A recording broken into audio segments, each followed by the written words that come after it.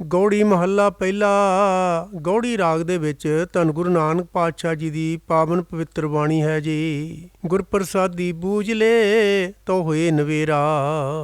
ਮਾਇਆ ਦੇ ਪ੍ਰਭਾਵ ਤੋਂ ਪੈਦਾ ਹੋਏ ਆਤਮਕ ਹਨੇਰੇ ਵਿੱਚੋਂ ਤੇਰੀ ਖਲਾਸੀ ਤਾਂ ਹੋਏਗੀ ਜੀ। ਘਰ ਘਰ ਨਾਮ ਨਿਰੰਜਨਾ ਸੋ ਠਾਕੁਰ ਮੇਰਾ। ਜੇ ਤੂੰ ਗੁਰੂ ਜੀ ਦੀ ਕਿਰਪਾ ਨਾਲ ਇਹ ਗੱਲ ਸਮਝ ਲੈ ਕਿ ਮਾਇਆ ਰਹਿਤ ਪ੍ਰਭੂ ਜੀ ਦਾ ਨਾਮ ਹਰੇਕ ਹਿਰਦੇ ਘਰ ਵਿੱਚ ਵਸਦਾ ਹੈ ਤੇ ਉਹੀ ਨਿਰੰਜਨ ਮੇਰਾ ਵੀ ਪਾਲਣਹਾਰ ਮਾਲਕ ਹੈ ਜੀ। ਬਿਨ ਗੁਰ ਸ਼ਬਦ ਨਾ ਛੂਟੀਐ ਦੇਖੋ ਵਿਚਾਰਾ। ਮਾਇਆ ਦੇ ਮੋਹ ਨੇ ਜੀਵਾਂ ਦੀਆਂ ਆਤਮਕ ਅੱਖਾਂ ਅੱਗੇ ਹਨੇਰਾ ਖੜਾ ਕਰ ਦਿੱਤਾ ਹੈ। ਵਿਚਾਰ ਕੇ ਦੇਖ ਲਵੋ ਕਿ ਗੁਰੂ ਜੀ ਦੇ ਸ਼ਬਦ ਤੋਂ ਬਿਨਾਂ ਇਸ ਆਤਮਕ ਹਨੇਰੇ ਤੋਂ ਖਲਾਸੀ ਨਹੀਂ ਹੋ ਸਕਦੀ ਜੀ। ਜੇ ਲੱਖ ਕਰਮ ਕਮਾਵਹੀਂ ਬਿਨ ਗੁਰ ਅੰਧਿਆਰਾ ਰਹਾਓ। ਜੇ ਤੂੰ ਲੱਖਾਂ ਹੀ ਧਰਮ ਕਰਮ ਕਰਦਾ ਰਹੇ ਤਾਂ ਵੀ ਗੁਰੂ ਜੀ ਦੀ ਸ਼ਰਨ ਆਉਣ ਤੋਂ ਬਿਨਾਂ ਇਹ ਆਤਮਕ ਹਨੇਰਾ ਟਿਕਿਆ ਹੀ ਰਹੇਗਾ ਜੀ। ਅੰਧੇ ਅਕਲੀ ਬਾਹਰੇ ਕਿਆ ਤਿਨ ਸਿਉ ਕਹੀਐ। ਜਿਨ੍ਹਾਂ ਬੰਦਿਆਂ ਨੂੰ ਮਾਇਆ ਦੇ ਮੋਹ ਨੇ ਅੰਨਾ ਕਰ ਦਿੱਤਾ ਹੈ ਤੇ ਅਕਲਹੀਣ ਕਰ ਦਿੱਤਾ ਹੈ, ਉਹਨਾਂ ਨੂੰ ਇਹ ਸਮਝਾਉਣ ਦਾ ਕੋਈ ਲਾਭ ਨਹੀਂ ਹੈ ਜੀ। ਬਿਨ ਗੁਰ ਪੰਥ ਨ ਸੂਝੀ ਕਿਤ ਬਿਦ ਨਿਰਬਹੀ ਹੈ। ਗੁਰੂ ਜੀ ਦੀ ਸ਼ਰਨ ਤੋਂ ਬਿਨਾਂ ਉਹਨਾਂ ਨੂੰ ਜੀਵਨ ਦਾ ਸਹੀ ਰਸਤਾ ਲੱਭ ਨਹੀਂ ਸਕਦਾ। ਸਹੀ ਜੀਵਨ ਰਾਹ ਦੇ ਰਾਹੀਂ ਦਾ ਉਹਨਾਂ ਨਾਲ ਕਿਸੇ ਤਰ੍ਹਾਂ ਵੀ ਸਾਥ ਨਹੀਂ ਨਿਭ ਸਕਦਾ ਜੀ। ਖੋਟੇ ਕਉ ਖਰਾ ਕਹੇ ਖਰੇ ਸਾਰ ਨਾ ਜਾਣੈ। ਮਾਇਆ ਦੇ ਮੋਹ ਵਿੱਚ ਅੰਨਾ ਹੋਇਆ ਮਨੁੱਖ ਉਸ ਧਨ ਨੂੰ ਜੋ ਪ੍ਰਭੂ ਦੀ ਦਰਗਾਹ ਵਿੱਚ ਮੁੱਲ ਨਹੀਂ ਪਾਉਂਦਾ ਅਸਲ ਧਨ ਆਖਦਾ ਹੈ, ਪਰ ਜਿਹੜਾ ਨਾਮ ਧਨ ਅਸਲ ਧਨ ਹੈ ਉਸ ਦੀ ਕਦਰ ਹੀ ਨਹੀਂ ਸਮਝਦਾ ਜੀ। ਅੰਧੇ ਕਾ ਨਾਉ ਪਾਰਖੂ ਕਲੀ ਕਾਲ ਵਿਡਾਣੇ। ਮਾਇਆ ਵਿੱਚ ਅੰਨੇ ਹੋਏ ਮਨੁੱਖ ਨੂੰ ਸਿਆਣਾ ਆਖਿਆ ਜਾ ਰਿਹਾ ਹੈ। ਇਸ ਚਰਜ ਚਾਲ ਹੈ ਦੁਨੀਆ ਦੀ ਜੀ, ਸਮੇਂ ਦੀ ਜੀ। ਸੂਤੇ ਕਉ ਜਾਗਤ ਕਹੇ ਜਾਗਤ ਕਉ ਸੂਤਾ। ਮਾਇਆ ਦੇ ਮੋਹ ਦੀ ਨੀਂਦ ਵਿੱਚ ਸੁੱਤੇ ਪਏ ਨੂੰ ਜਗਤ ਆਖਦਾ ਹੈ ਕਿ ਇਹ ਜਾਗਦਾ ਹੈ, ਸੁਚੇਤ ਹੈ। ਪਰ ਜਿਹੜਾ ਮਨੁੱਖ ਪਰਮਾਤਮਾ ਦੀ ਯਾਦ ਵਿੱਚ ਜਾਗਦਾ ਹੈ, ਸੁਚੇਤ ਹੈ, ਉਸ ਨੂੰ ਆਖਦਾ ਹੈ ਕਿ ਇਹ ਸੁੱਤਾ ਪਿਆ ਹੈ ਜੀ। ਜੀਵਤ ਕਉ ਮੂਆ ਕਹੇ ਮੂਏ ਨਹੀਂ ਰੋਤਾ। ਪ੍ਰਭੂ ਜੀ ਦੀ ਭਗਤੀ ਦੀ ਬਰਕਤ ਨਾਲ ਜਿਉਂਦੇ ਆਤਮਕ ਜੀਵਨ ਵਾਲੇ ਨੂੰ ਜਗਤ ਆਖਦਾ ਹੈ ਕਿ ਇਹ ਸਾਡੇ ਭਾਅ ਦਾ ਮੋਇਆ ਹੋਇਆ ਹੈ। ਪਰ ਆਤਮਕ ਮੋਏ ਮਰੇ ਹੋਏ ਨੂੰ ਦੇਖ ਕੇ ਕੋਈ ਅਫਸੋਸ ਵੀ ਨਹੀਂ ਕਰਦਾ ਜੀ। ਆਵਤ ਕਉ ਜਾਤਾ ਕਹੇ ਜਾਤੇ ਕਉ ਆਇਆ। ਪਰਮਾਤਮਾ ਜੀ ਦੇ ਰਸਤੇ ਉੱਤੇ ਆਉਣ ਵਾਲੇ ਨੂੰ ਜਗਤ ਆਖਦਾ ਹੈ ਕਿ ਇਹ ਗਿਆ ਗੁਜ਼ਰਿਆ ਹੈ, ਪਰ ਪ੍ਰਭੂ ਵੱਲੋਂ ਗਏ ਗੁਜ਼ਰੇ ਨੂੰ ਜਗਤ ਸਮਝਦਾ ਹੈ ਕਿ ਇਸ ਦਾ ਜਗਤ ਵਿੱਚ ਆਉਣਾ ਸਫਲ ਹੋਇਆ ਹੈ ਜੀ। ਪਰ ਕੀ ਕਉ ਆਪਣੀ ਕਹੇ ਆਪਣੋ ਨਹੀਂ ਭਾਇਆ। ਜਿਸ ਮਾਇਆ ਨੇ ਦੂਜੇ ਦੀ ਬਣ ਜਾਣਾ ਹੈ ਉਸ ਨੂੰ ਜਗਤ ਆਪਣੀ ਆਖਦਾ ਹੈ, ਪਰ ਜਿਹੜਾ ਨਾਮ ਧਨ ਅਸਲ ਵਿੱਚ ਆਪਣਾ ਹੈ ਉਹ ਚੰਗਾ ਨਹੀਂ ਲੱਗਦਾ ਜੀ। ਮਿੱਠੇ ਕਉ ਕੌੜਾ ਕਹੇ ਕੜੂਏ ਕਉ ਮੀਠਾ। ਨਾਮ ਰਸ ਹੋਰ ਸਾਰੇ ਰਸਾਂ ਨਾਲੋਂ ਮਿੱਠਾ ਹੈ, ਇਸ ਨੂੰ ਜਗਤ ਕੌੜਾ ਆਖਦਾ ਹੈ। ਵਿਸ਼ਿਆਂ ਦਾ ਰਸ ਅੰਤ ਨੂੰ ਕੌੜਾ ਦੁਖਦਾਈ ਸਾਬਤ ਹੁੰਦਾ ਹੈ, ਇਸ ਨੂੰ ਜਗਤ ਸੁਆਦਲਾ ਕਹਿ ਰਿਹਾ ਹੈ ਜੀ। ਰਾਤੇ ਕੀ ਨਿੰਦਾ ਕਰਹਿ ਐਸਾ ਕਲ ਮਹਿ ਡੀਠਾ। ਪ੍ਰਭੂ ਜੀ ਦੇ ਨਾਮ ਰੰਗ ਵਿੱਚ ਰੰਗੇ ਹੋਏ ਦੀ ਲੋਕ ਨਿੰਦਾ ਕਰਦੇ ਹਨ। ਜਗਤ ਵਿੱਚ ਇਹ ਅਸਚਰਜ ਤਮਾਸ਼ਾ ਦੇਖਣ ਵਿੱਚ ਆ ਰਿਹਾ ਹੈ ਜੀ। ਚੇਰੀ ਕੀ ਸੇਵਾ ਕਰਹਿ ਠਾਕੁਰ ਨਹੀਂ ਦੀਸੈ। ਲੋਕ ਪਰਮਾਤਮਾ ਜੀ ਦੀ ਦਾਸੀ ਮਾਇਆ ਦੀ ਤਾਂ ਸੇਵਾ ਖੁਜਾਮਤ ਕਰ ਰਹੇ ਹਨ, ਪਰ ਮਾਇਆ ਦਾ ਮਾਲਕ ਕਿਸੇ ਨੂੰ ਦਿਸਦਾ ਹੀ ਨਹੀਂ ਜੀ। ਪੋਖਰ ਨੀਰ ਬਿਰੋਲੀ ਐ ਮਾਖਣ ਨਹੀਂ ਰੀਸੈ।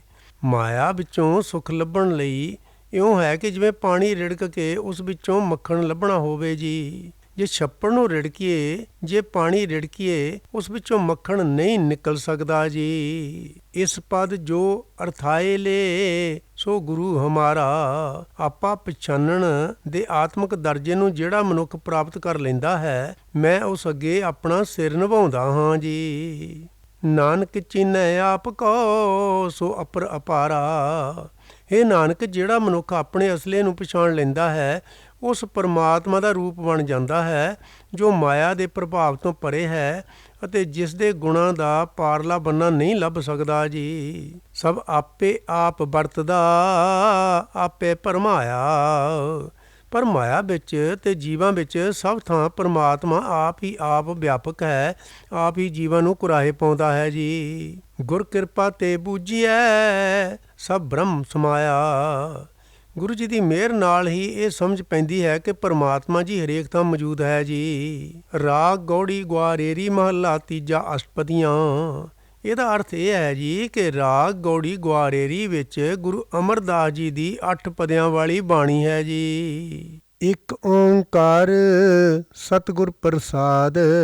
ਅਕਾਲ ਪੁਰਖ ਇੱਕ ਹੈ ਅਤੇ ਸਤਿਗੁਰੂ ਜੀ ਦੀ ਕਿਰਪਾ ਨਾਲ ਮਿਲਦਾ ਹੈ ਜੀ। ਮਨ ਕਾ ਸੂਤਕ ਦੂਜਾ ਭਾਉ। ਪਰਮਾਤਮਾ ਜੀ ਨੂੰ ਵਿਸਾਰ ਕੇ ਮਾਇਆ ਆਦਿਕ ਹੋਰ ਨਾਲ ਪਾਇਆ ਹੋਇਆ ਪਿਆਰ ਮਨ ਦੀ ਅਪਵਿੱਤਰਤਾ ਦਾ ਕਾਰਨ ਬਣਦਾ ਹੈ ਜੀ। ਭਰਮੇ ਭੁੱਲੇ ਆਬੋ ਜਾਓ। ਇਸ ਅਪਵਿੱਤਰਤਾ ਦੇ ਕਾਰਨ ਮਾਇਆ ਦੀ ਭਟਕਣਾ ਵਿੱਚ ਕੁਰਾਹੇ ਪਏ ਹੋਏ ਮਨੁੱਖ ਨੂੰ ਜਨਮ ਮਰਨ ਦਾ ਗੇੜ ਬਣਿਆ ਰਹਿੰਦਾ ਹੈ ਜੀ। ਮਨਮੁਖ ਸੂਤਕ ਕਬਹੇ ਨਾ ਜਾਏ। ਆਪਣੇ ਮਨ ਦੇ ਪਿੱਛੇ ਤੁਰਨ ਵਾਲੇ ਮਨੁੱਖ ਦੇ ਮਨ ਦੀ ਅਪਵਿੱਤਰਤਾ ਉਤਨਾ ਚਿਰ ਕਦੇ ਦੂਰ ਨਹੀਂ ਹੁੰਦੀ ਜੀ, ਜਿਚਰ ਸ਼ਬਦ ਨਾ ਭੀਜੈ ਹਰਿ ਕੈ ਨਾਏ। ਰਹਾਉ। ਜਿਤਨਾ ਚਿਰ ਮਨੁੱਖ ਗੁਰੂ ਜੀ ਦੇ ਸ਼ਬਦ ਵਿੱਚ ਨਹੀਂ ਪਤੀਜਦਾ ਅਤੇ ਪਰਮਾਤਮਾ ਜੀ ਦੇ ਨਾਮ ਵਿੱਚ ਨਹੀਂ ਜੁੜਦਾ ਜੀ। ਸਭੋ ਸੂਤਕ ਜੇਤਾ ਮੋਹ ਆਕਾਰ।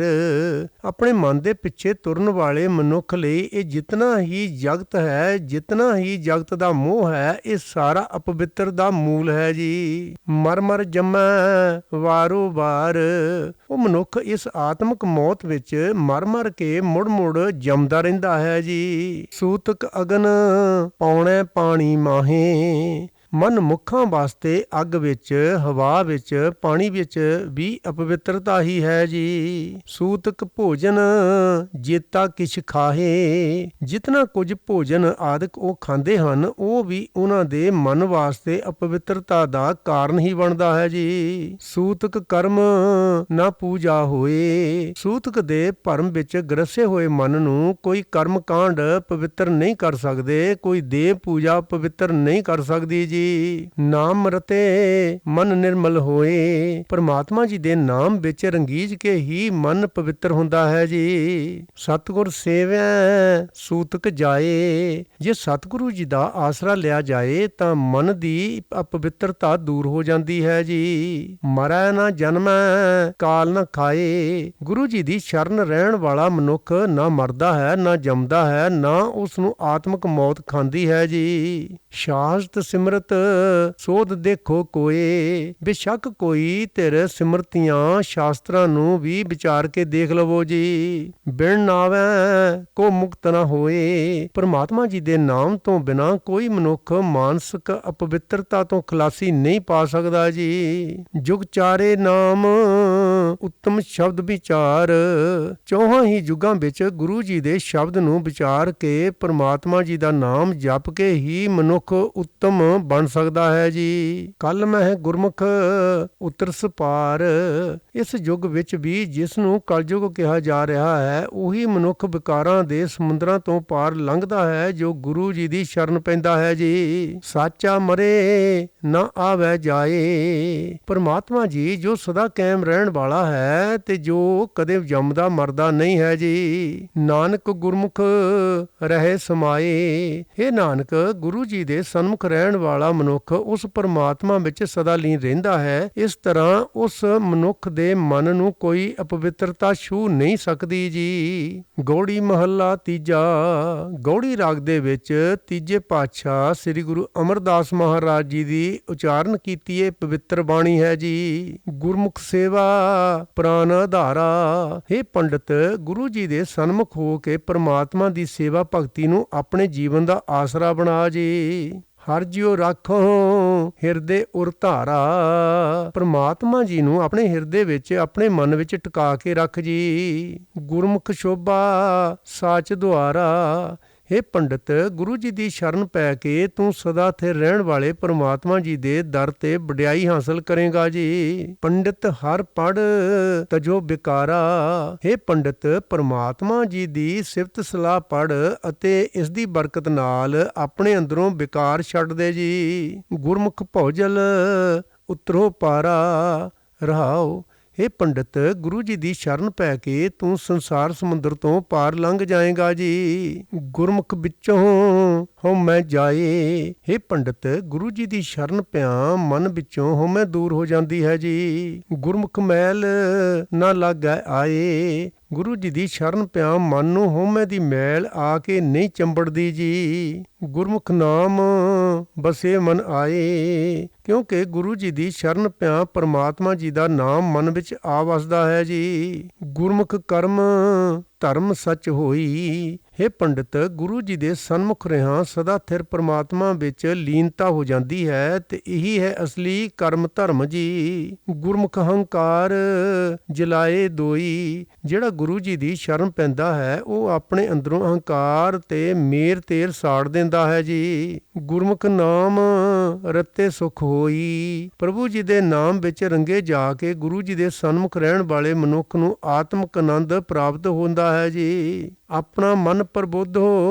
ਬੂਝੋ ਸੋਈ। हे ਪੰਡਿਤ, ਪਹਿਲਾਂ ਆਪਣੇ ਮਨ ਨੂੰ ਜਗਾਓ ਤੇ ਉਸ ਪਰਮਾਤਮਾ ਜੀ ਦੀ ਹਸਤੀ ਨੂੰ ਸਮਝੋ ਜੀ। ਲੋਕ ਸਮਝਾਵੋ ਸੁਣੇ ਨਾ ਕੋਈ। हे ਪੰਡਿਤ, ਤੁਹਾਡਾ ਆਪਣਾ ਮਨ ਮਾਇਆ ਦੇ ਮੋਹ ਵਿੱਚ ਸੁੱਤਾ ਪਿਆ ਹੈ, ਪਰ ਤੁਸੀਂ ਲੋਕਾਂ ਨੂੰ ਸਿੱਖਿਆ ਦਿੰਦੇ ਹੋ। ਇਸ ਤਰ੍ਹਾਂ ਕਦੇ ਕੋਈ ਮਨੁੱਖ ਸਿੱਖਿਆ ਨਹੀਂ ਸੁਣਦਾ ਜੀ। ਗੁਰਮੁਖ ਸਮਝੋ ਸਦਾ ਸੁਖ ਹੋਈ। ਗੁਰੂ ਜੀ ਦੀ ਸ਼ਰਨ ਪੈ ਕੇ ਤੁਸੀਂ ਆਪ ਸਹੀ ਜੀਵਨ ਰਸਤਾ ਸਮਝੋ, ਤੁਹਾਨੂੰ ਸਦਾ ਆਤਮਿਕ ਆਨੰਦ ਮਿਲੇਗਾ ਜੀ। ਮਨਮੁਖ ਡੰਪ ਬਹੁਤ ਚਤੁਰਾਈ। हे ਪੰਡਿਤ, ਆਪਣੇ ਹੀ ਮਨ ਦੇ ਪਿੱਛੇ ਤੁਰਨ ਵਾਲਾ ਮਨੁੱਖ ਧਾਰਮਿਕ ਦਿਖਾਵਾ ਕਰਦਾ ਹੈ, ਬੜੀ ਚਤੁਰਾਈ ਦਿਖਾਉਂਦਾ ਹੈ ਜੀ। ਜੋ ਕਿਛ ਕਮਾਵੇ ਸੋ ਥਾਏ ਨਾ ਪਾਈ। ਪਰ ਜੋ ਕੁਝ ਉਹ ਆਪ ਅਸਲੀ ਜੀਵਨ ਕਮਾਉਂਦਾ ਹੈ ਉਹ ਪਰਮਾਤਮਾ ਜੀ ਦੀਆਂ ਨਜ਼ਰਾਂ ਵਿੱਚ ਪ੍ਰਵਾਨ ਨਹੀਂ ਹੁੰਦਾ ਜੀ। ਆਵੇ ਜਾਵੇ ਠੌਰ ਨਾ ਕਾਈ। ਉਹ ਮਨੁੱਖ ਜਨਮ ਮਰਨ ਦੇ ਗੇੜ ਵਿੱਚ ਪਿਆ ਰਹਿੰਦਾ ਹੈ, ਉਸ ਨੂੰ ਆਤਮਿਕ ਸ਼ਾਂਤੀ ਦੀ ਕੋਈ ਥਾਂ ਨਹੀਂ ਮਿਲਦੀ ਜੀ।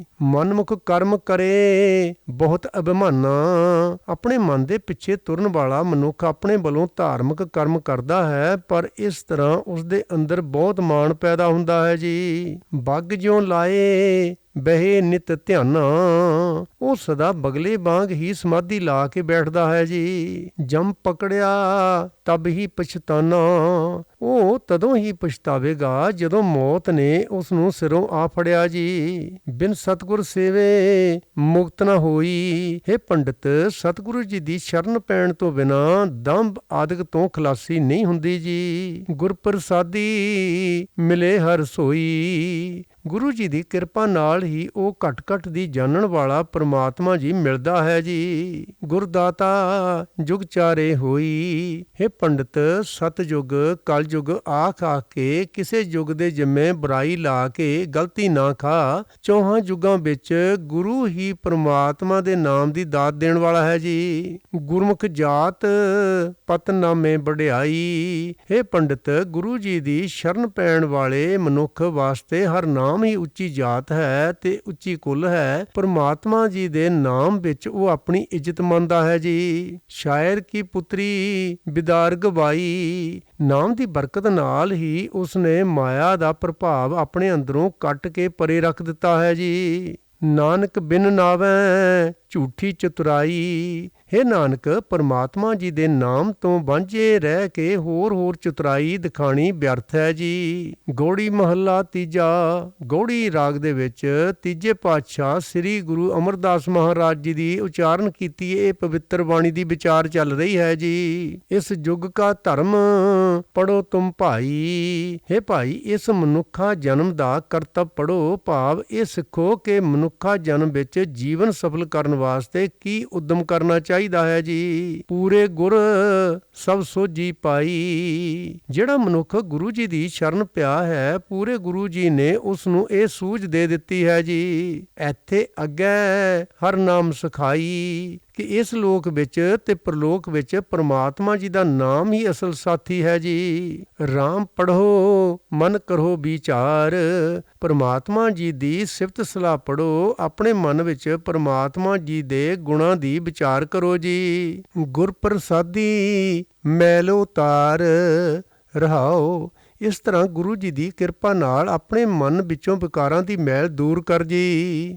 ਬਾਦ ਵਿਰੋਧ ਨਾ ਪਾਇਆ ਜਾਏ। ਕਿਸੇ ਧਾਰਮਿਕ ਬਹਿਸ ਕਰਨ ਨਾਲ ਜਾਂ ਕਿਸੇ ਧਰਮ ਦਾ ਖੰਡਨ ਕਰਨ ਨਾਲ ਪਰਮਾਤਮਾ ਜੀ ਦਾ ਨਾਮ ਪ੍ਰਾਪਤ ਨਹੀਂ ਹੁੰਦਾ ਜੀ। ਮਨ ਤਨ ਫੀਕਾ ਦੂਜੈ ਭਾਏ। ਇਸ ਤਰ੍ਹਾਂ ਪਰਮਾਤਮਾ ਜੀ ਦੇ ਨਾਮ ਦੀ ਲਗਨ ਤੋਂ ਖੁੰਝ ਕੇ ਹੋਰ ਸਵਾਦਾਂ ਵਿੱਚ ਪਿਆ ਮਨ ਆਤਮਿਕ ਜੀਵਨ ਤੋਂ ਸੱਖਣਾ ਹੋ ਜਾਂਦਾ ਹੈ। ਸਰੀਰ ਹਿਰਦਾ ਆਤਮਿਕ ਜੀਵਨ ਤੋਂ ਸੁੰਝਾ ਹੋ ਜਾਂਦਾ ਹੈ ਜੀ। ਗੁਰ ਕੈ ਸ਼ਬਦ ਸੱਚ ਲਿਵ ਲਾਏ। ਗੁਰੂ ਜੀ ਦੇ ਸ਼ਬਦ ਦੀ ਰਾਹੀਂ ਹੀ ਮਨੁੱਖ ਸਦਾ ਸਥਿਰ ਰਹਿਣ ਵਾਲੇ ਪਰਮਾਤਮਾ ਵਿੱਚ ਲਗਨ ਜੋੜ ਸਕਦਾ ਹੈ ਜੀ। ਹਉਮੈ ਮੈਲਾ ਇਹੋ ਸੰਸਾਰਾ। ਗੁਰੂ ਜੀ ਨੂੰ ਮਿਲਣ ਤੋਂ ਬਿਨਾਂ ਇਹ ਜਗਤ ਭਾਵ ਦੁਨੀਆ ਦਾ ਇਹ ਮਨੁੱਖ ਹਉਮੈ ਦੇ ਵਿਕਾਰ ਨਾਲ ਮਲੀਨ ਮਨ ਹੋ ਜਾਂਦਾ ਹੈ ਜੀ। ਨਿਤ ਤੀਰਥ ਨਹਾਵੈ ਨਾ ਜਾਏ ਅਹੰਕਾਰਾ। ਸਦਾ ਤੀਰਥ ਉੱਤੇ ਇਸ਼ਨਾਨ ਵੀ ਕਰਦਾ ਹੈ, ਪਰ ਇਸ ਤਰ੍ਹਾਂ ਇਸ ਦੇ ਮਨ ਦਾ ਹੰਕਾਰ ਦੂਰ ਨਹੀਂ ਹੁੰਦਾ ਜੀ। ਬਿਨ ਗੁਰ ਭੇਟੇ ਜਮ ਕਰੇ ਖੁਆਰਾ। ਗੁਰੂ ਜੀ ਨੂੰ ਮਿਲਣ ਤੋਂ ਬਿਨਾਂ ਆਤਮਿਕ ਮੌਤ ਇਸ ਨੂੰ ਖੁਆਰ ਕਰਦੀ ਰਹਿੰਦੀ ਹੈ ਜੀ। ਸੋ ਜਨ ਸਾਚਾ ਜੇ ਹਉਮੈ ਮਾਰੈ। ਜਿਹੜਾ ਮਨੁੱਖ ਹਉਮੈ ਨੂੰ ਦੂਰ ਕਰ ਲੈਂਦਾ ਹੈ, ਉਹ ਮਨੁੱਖ ਸਦਾ ਸਥਿਰ ਰਹਿਣ ਵਾਲੇ ਪਰਮਾਤਮਾ ਜੀ ਦਾ ਰੂਪ ਹੋ ਜਾਂਦਾ ਹੈ ਜੀ। ਗੁਰ ਕਾ ਸ਼ਬਦ ਪੰਚ ਸੰਘਾਰੈ।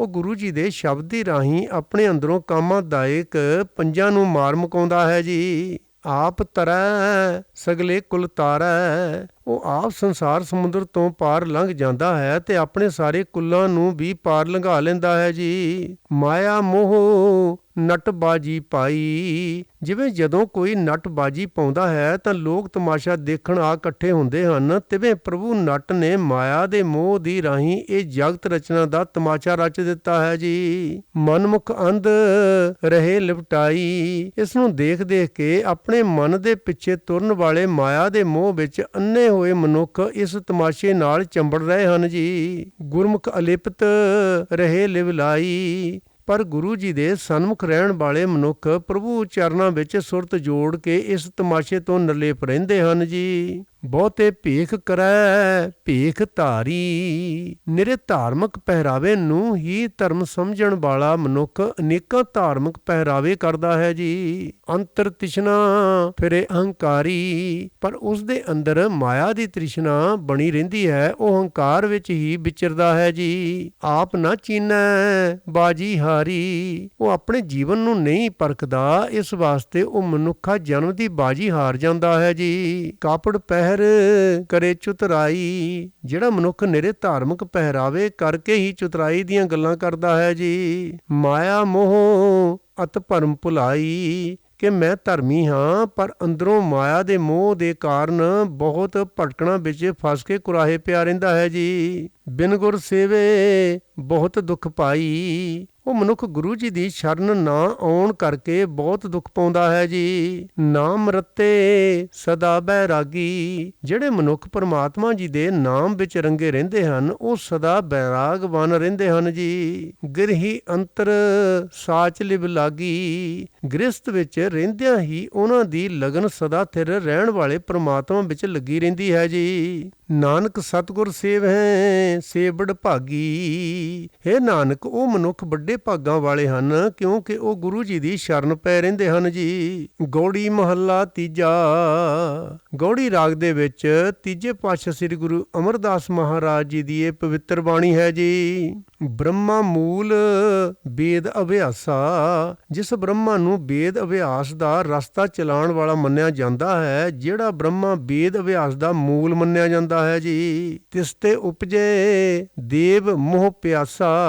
ਉਸ ਤੋਂ ਸਾਰੇ ਦੇਵਤੇ ਪੈਦਾ ਹੋਏ ਮੰਨੇ ਜਾਂਦੇ ਹਨ, ਪਰ ਉਹ ਦੇਵਤੇ ਮਾਇਆ ਦੇ ਮੋਹ ਮਾਇਆ ਦੀ ਤ੍ਰਿਸ਼ਨਾ ਵਿੱਚ ਫਸੇ ਹੋਏ ਹੀ ਦੱਸੇ ਜਾ ਰਹੇ ਹਨ ਜੀ। ਤ੍ਰੈ ਗੁਣ ਭਰਮੈ ਨਾਹੀ ਨਿਜ ਕਰ ਬਾਸਾ।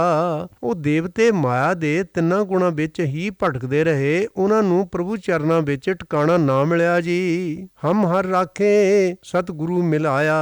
ਸਾਨੂੰ ਪਰਮਾਤਮਾ ਜੀ ਨੇ ਮਾਇਆ ਦੇ ਪ੍ਰਭਾਵ ਤੋਂ ਬਚਾ ਲਿਆ ਹੈ। ਪਰਮਾਤਮਾ ਜੀ ਨੇ ਸਾਨੂੰ ਗੁਰੂ ਮਿਲਾ ਦਿੱਤਾ ਹੈ ਜੀ। ਅੰਦਨ ਭਗਤ ਹਰ ਨਾਮ ਦ੍ਰਿੜਾਇਆ। ਰਹਾਉ। ਜਿਸ ਗੁਰੂ ਜੀ ਨੇ ਸਾਡੇ ਦਿਲ ਵਿੱਚ ਹਰ ਵੇਲੇ ਪਰਮਾਤਮਾ ਜੀ ਦੀ ਭਗਤੀ ਪੱਕੀ ਟਿਕਾ ਦਿੱਤੀ ਹੈ, ਪਰਮਾਤਮਾ ਜੀ ਦਾ ਨਾਮ ਪੱਕਾ ਟਿਕਾ ਦਿੱਤਾ ਹੈ ਜੀ। ਤ੍ਰੈ ਗੁਣ ਬਾਣੀ ਬ੍ਰਹਮ ਜੰਜਾਲਾ। ਬ੍ਰਹਮਾ ਦੀ ਰਚੀ ਹੋਈ ਬਾਣੀ, ਉਹ ਬਾਣੀ ਜੋ ਬ੍ਰਹਮਾ ਦੀ ਰਚੀ ਹੋਈ ਦੱਸੀ ਜਾਂਦੀ ਹੈ, ਮਾਇਆ ਦੇ ਤਿੰਨਾਂ ਗੁਣਾਂ ਵਿੱਚ ਹੀ ਰੱਖਦੀ ਹੈ, ਮਾਇਆ ਦੇ ਜੰਜਾਲ ਵਿੱਚ ਹੀ ਰੱਖਦੀ ਹੈ ਜੀ। ਪੜ ਬਾਦ ਬਖਾਣ ਹੈ ਸਿਰ ਮਾਰੇ ਜਮਕਾਲਾ, ਕਿਉਂਕਿ ਇਸ ਨੂੰ ਪੜ੍ਹ ਕੇ ਵਿਦਵਾਨ ਪੰਡਿਤ ਬਹਿਸ ਹੀ ਕਰਦੇ ਹਨ। ਉਹਨਾਂ ਦੇ ਸਿਰ ਤੇ ਆਤਮਿਕ ਮੌਤ ਆਪਣੀ ਚੋਟ ਕਾਇਮ ਰੱਖਦੀ ਹੈ ਜੀ।